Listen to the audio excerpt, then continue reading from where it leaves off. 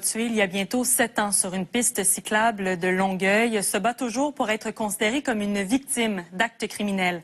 Monique Dalcourt est victime de stress post-traumatique depuis qu'elle a vu une vidéo tournée le soir du meurtre. Elle est suivie par un psychologue, traitement bien sûr coûteux que l'État refuse de payer, affirmant qu'elle n'a pas été personnellement victime ni témoin direct d'un acte criminel. La Cour d'appel du Québec a accepté d'entendre l'affaire et elle vient de trancher. On retrouve Maître Marc Bellemare, avocat de Monique Dalcourt, qui est avec nous ce soir pour en parler. Merci d'être là.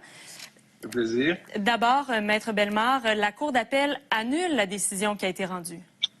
Tout à fait. La Cour d'appel, au fond, dénonce le fait qu'on a exigé de Mme Dalcourt qu'elle ait été, d'une part, présente sur les lieux où sa fille est assassinée, ce qui n'était pas le cas.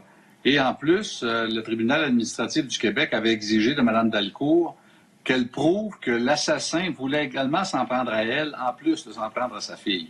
Alors, c'était des conditions qui étaient complètement ridicules et qui allaient bien au-delà de la loi qu'on imposait à Mme Dalcourt. Donc, la Cour d'appel dit au tribunal administratif, vous n'aviez pas à imposer ce type de conditions-là, de sorte que vous allez devoir refaire le travail, et cette fois-ci, en vous limitant aux exigences de la loi, c'est-à-dire qu'il y a eu un acte criminel, ce qui est le cas, et qu'il y ait un lien entre le stress post-traumatique développé par la mère et l'acte criminel en question.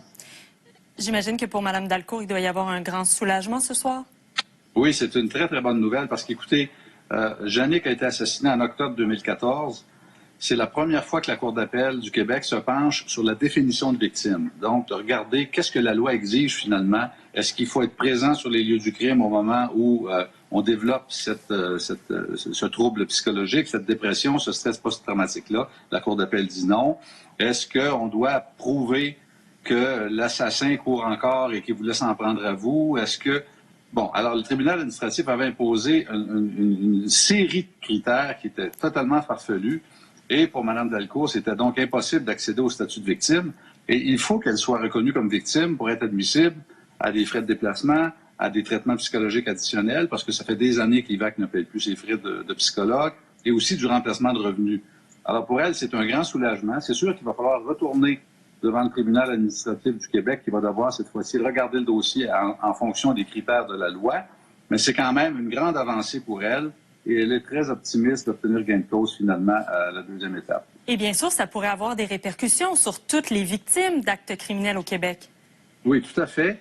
Et c'est pas le seul cas où l'IVAC exige l'impossible de la part des victimes. Et je peux vous dire, il y a des centaines de victimes au cours des dernières années qui ont été refusées parce que l'IVAC exigeait, par exemple, comme ça a été le cas pour Mme Dalcourt, que la victime soit présente sur les lieux du crime. Or, c'est pas nécessaire d'être présent. Par exemple, si votre enfant est assassiné ou votre conjoint a été blessé et vous arrivez spontanément sur les lieux du crime quelque temps après, où vous voyez des images de l'acte criminel en question, vous voyez la scène de crime, vous êtes confronté à des images qui vous rappellent l'impensable, à ce moment-là, vous allez développer un trouble psychologique, surtout si c'est un de vos proches qui a été assassiné ou qui a été blessé.